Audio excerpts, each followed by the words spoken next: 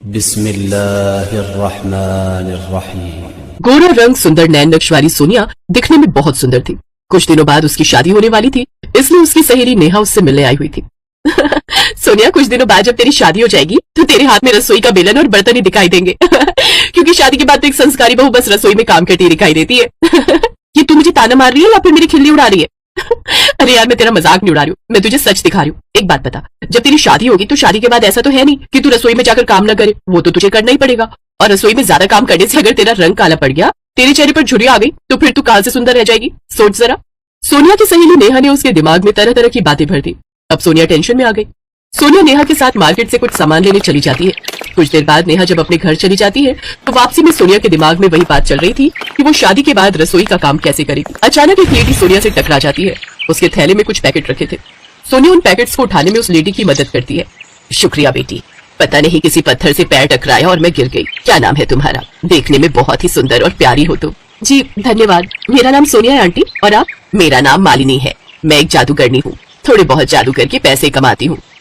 आप जादू करते हो? हाँ, और ऐसे वैसे जादू नहीं, बल्कि सचमुच के जादू जो बहुत ही चमत्कारी भी होते हैं। क्या तुम्हें किसी जादू की जरूरत है? मैं तुम्हारी मदद कर सकती हूँ। बताओ, कोई जादू करना है? जादू? सोनिया कुछ सोचने लगती है। अचानक उसके दिमाग में एक बात आती है। आंटी, क्या कुछ ऐसा हो सकता है कि किसी जादू से हम खाना बना सके और हमें घंटों रसोई में खड़ा न रहना पड़े? सोनिया अपने मन की सारी बात जादूगरनी से कहती है। जादूगरनी सोनिया की बात समझ जाती है और उसे एक पाउडर से भरा पैकेट देती है।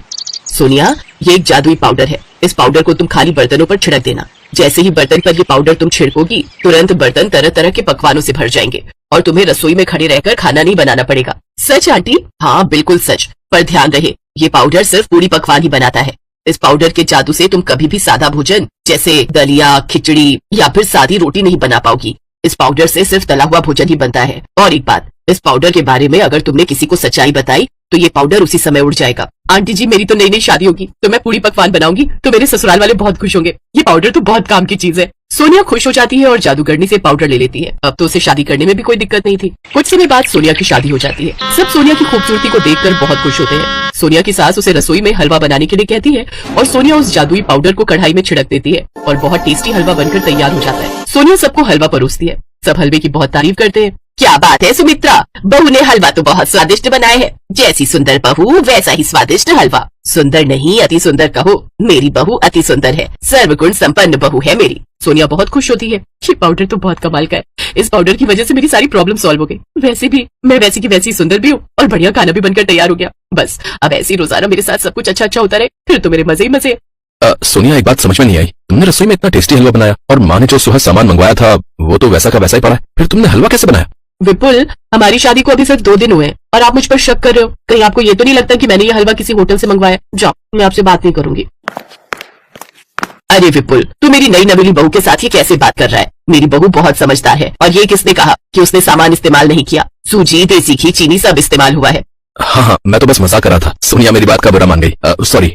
सोनिया थोड़ा घबरा तो गई थी क्योंकि जब विपुल ने रसोई में देखा था तो सामान वैसे का वैसा ही रखा था। अगले कई दिनों तक सोनिया रसोई में बढ़िया बढ़िया पूरी पकवान बनाती रही। किसी ने इतना ध्यान नहीं दिया। सोनिया जितना खाना बनाती उतना ही सामान छुपा देती। अब घर में सब तला हुआ खा खाकर थक गए थे। सोनिया की शादी को भी 2 महीने हो गए थे। एक दिन सोनिया की मौसी सास और उनकी बहू रश्मि मिलने आए। अब सोनिया थोड़ी घबरा गई कि कहीं उसकी चोरी पकड़ी ना जाए, और ऐसा ही हुआ। अरे सोनिया, लाओ ना, सब्जी मैं काट देती हूँ, दोनों मिलकर बना लेंगे। और हाँ बहू, जब से 2 दिन से आई हूँ तू हमें पूरी पकौड़ी कचौड़ी यही खिला रही हो। आज तो हल्की हल्की मूंग दाल की खिचड़ी बना लो, साथ में दही, बस मजा ही आ जाएगा। खिचड़ी? पर वो मैं नहीं बना सकती। बाकी आप कचौड़ी, पूरी पकौड़ी या फिर कोई भी फ्राई की हुई चीज बनवा लो, मैं वो बना लूंगी। सोनिया, तुम्हें तो खुश होना चाहिए कि सादा भोजन बनवाया जा रहा है। बाकी उन सब चीजों में तो बहुत समय लगता है। मैं तो हैरान हूँ देखकर कि तुम इतना तला हुआ खाना गैस के आगे खड़े होकर बना भी लेती हो और इतनी टिप टॉप भी रहती हो। बहुत सुंदर बनकर रहती हो तुम। एक मैं हूँ जिसे रसोई से फुर्सत ही नहीं मिलती। देखो ना, सारा दिन रसोई में रहने की वजह से मेरा रंग कितना काला सा पड़ गया है। मैं तो बिल्कुल बदसूरत हो गई हूँ। जाओ बहू, आज मूंग दाल की खिचड़ी बना लो, सब वही खा लेंगे। नहीं, मैं वो नहीं बना सकती। माँ जी, मैंने मना कर दिया ना, अगर मैंने वो खिचड़ी बनाई तो बहुत गड़बड़ हो जाएगी। नहीं, मैं वो नहीं बनाऊंगी। अरे सुमित्रा, कैसी बहू है ये,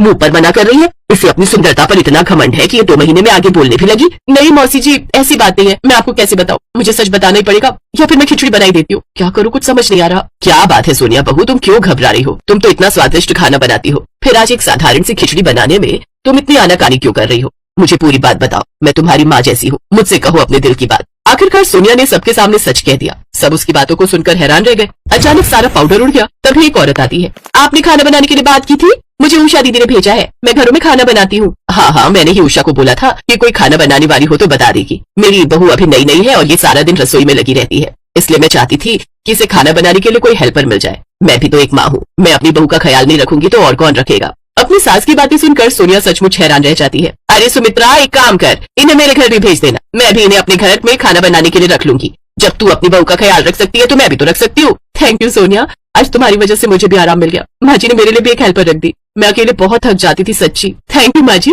thank you so much. Sonia की आंखों में खुशी के आंसू आ जाते हैं।